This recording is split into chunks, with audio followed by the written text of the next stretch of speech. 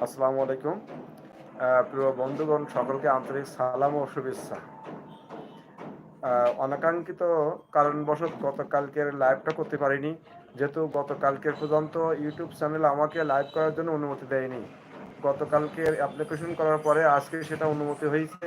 ইনশাল্লাহ আজকের রাত ৯টায় সকলকে নিয়ে আমাদের আজকের পরিচিত পর্ব হবে এবং সামান্য কিছু আজকের ক্লাসে আমরা শীতকালীন সমসাময়িক সমস্যা নিয়ে, শীতকালীন বিভিন্ন রোগ নিয়ে আজকের ইনশাল্লাহ আলোচনা করব।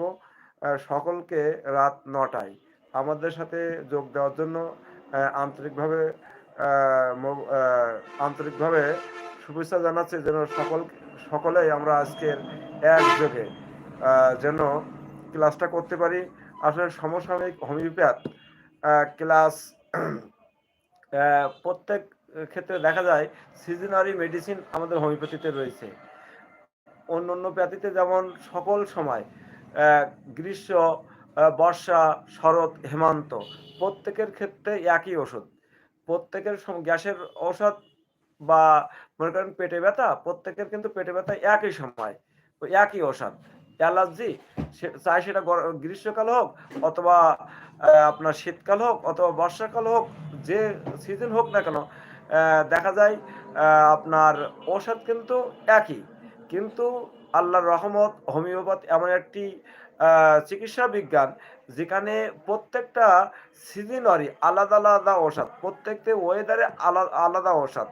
কোনো কোনো পেশেন্ট দেখা যায় আপনার গ্রীষ্মকালে ভালো থাকে, আবার বর্ষাকালে অ্যাগ্রিভেশন করে।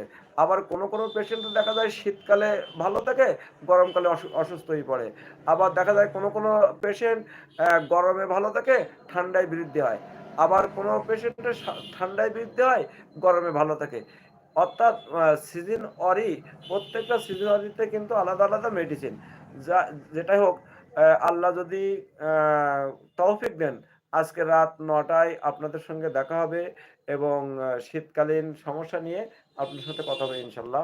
সকলে ভালো থাকুন, সুস্থ থাকুন। আসসালামু আলাইকুম রহমতুল্লাহি ওয়া